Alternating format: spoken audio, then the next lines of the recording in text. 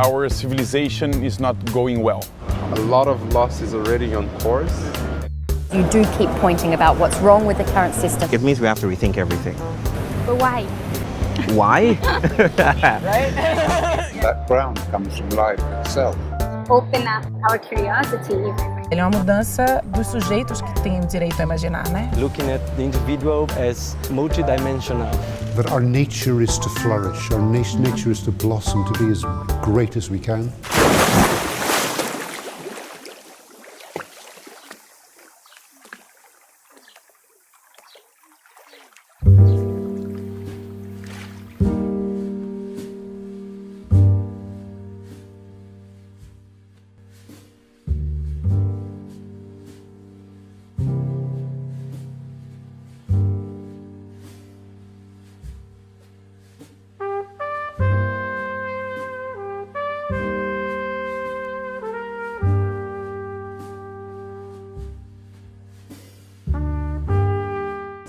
Or activities, so there are activists, there are NGOs that are very present here in Brazil with their work.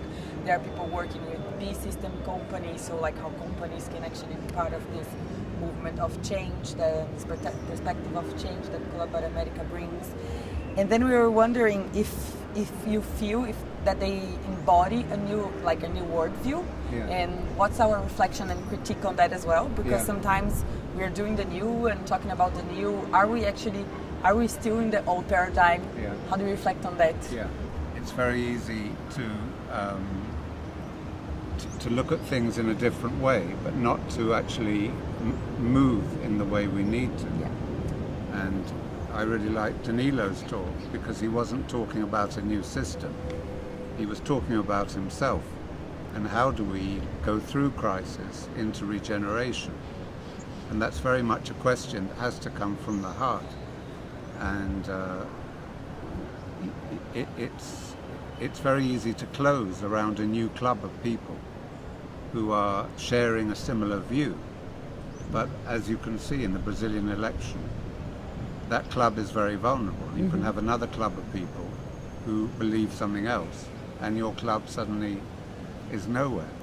So it's really important not to create a club, but to honor that movement of the heart, which is trying to find a new ground. But we can't find that new ground intellectually. We have to find it in our being. And so I think that's a critical point about where such gatherings as this have to really be brave and courageous and step into the experience we're living in, and not to form a club of people. Yes, it reminds me also a conversation we were having earlier this week about the idea of perhaps trying to, actually the danger of falling into the trap of building a new macro narrative, and also a collective perspective of creating a comfortable macro narrative for ourselves.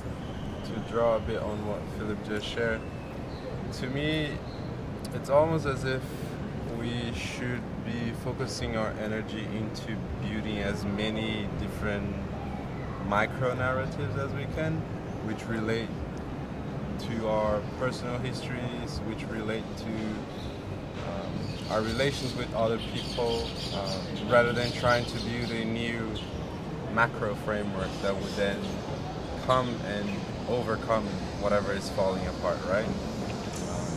And with that in mind, I can't help but have doubts about what is the transformative impact of what's going on here. Lots of the things that are happening here and the event itself, they are plugged into institutions which represent the old narrative. So let's say, well, we have sponsorship from the government of Rio for this event itself, so that tells you a lot already. But that is not to completely undermine the value of this, because I mean, if it wasn't for that, we wouldn't be here having this conversation right now, right, and reflecting on those things. But I do think it's important to keep that in mind, that I don't think it's another institution that will help us move forward. In many ways, I actually think that we perhaps the lack of institutions or flexible and institutions that flux is actually what we need, as opposed to building a new set of unchangeable rules and norms that will guide us forward. I don't see that as really doing new things. But I do see a lot of power in what is between people, what is connecting people. So the whole P2P idea of where you can create value, you can generate value in your interactions with others without having to go through too much, without having to build too much structure for that kind of interaction, but have it more fluid.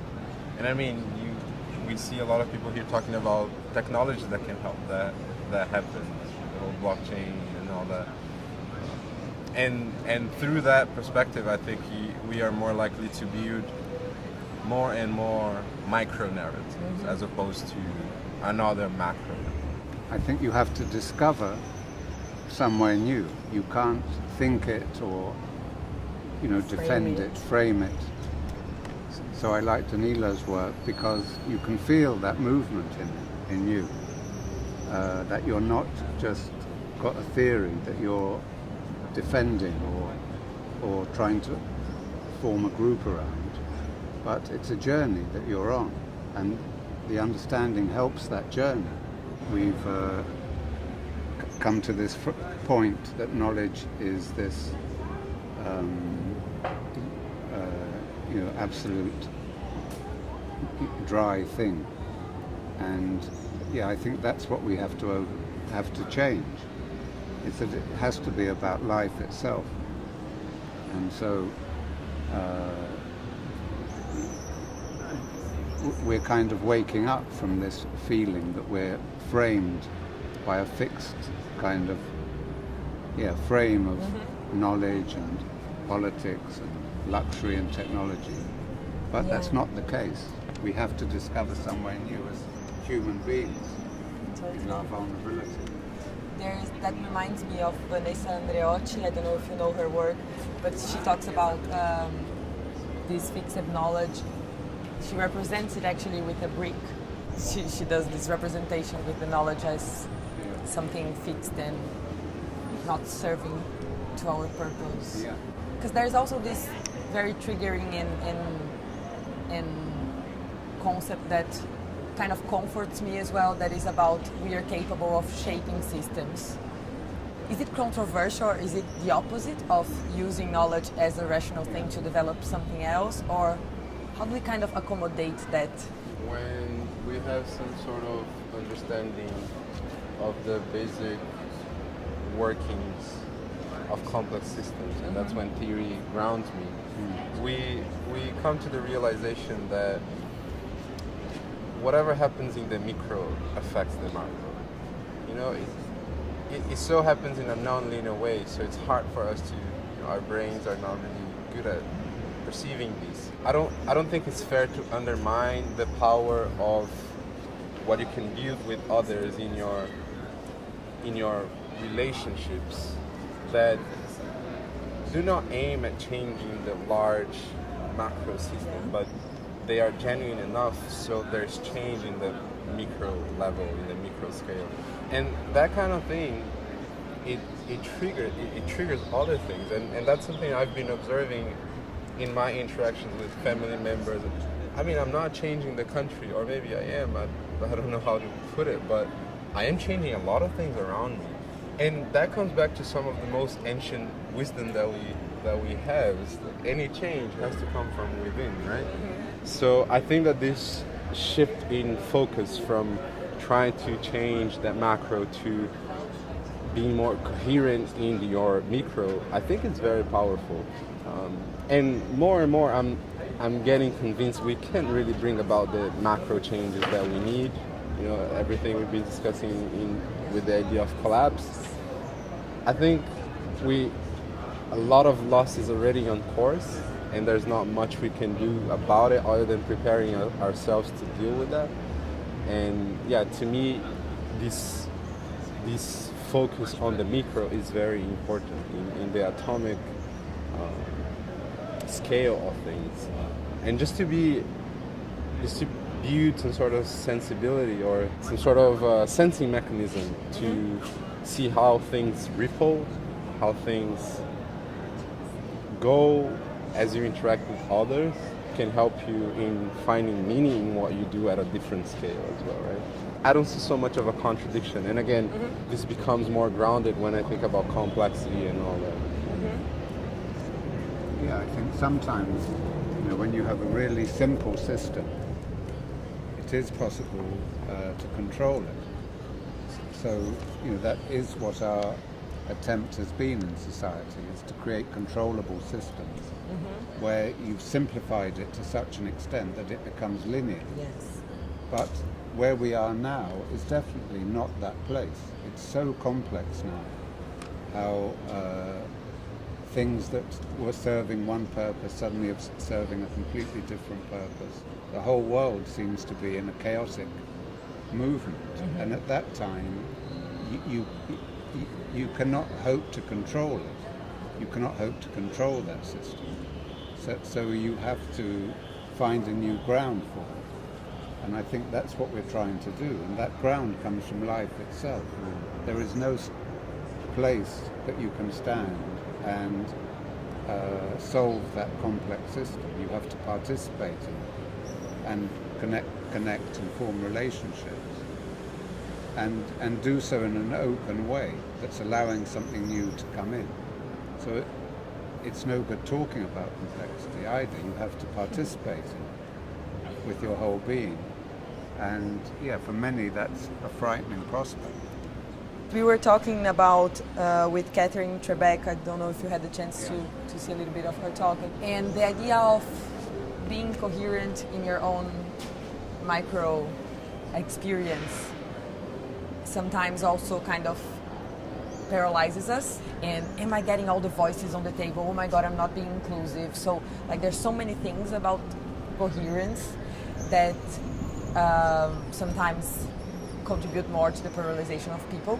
And then on the other hand, we're talking here about micro-narratives, you taking care of being ready to live in a damaged planet, like, I don't know if it's Kate Rowers or Donna Harry says that, but the art of living with it and staying with it, not transforming. Maybe you have a different view. I think they're both there.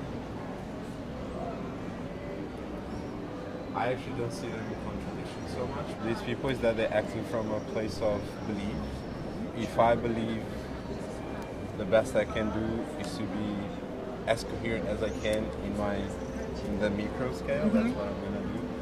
If other people believe they can go and change whatever it is that they want to change, and they go and do it, I think that's completely fair.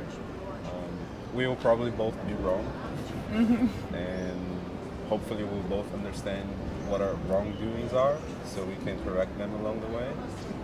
So maybe that's also allowing space and time for micro-narratives, right? Everybody, it's at its own time.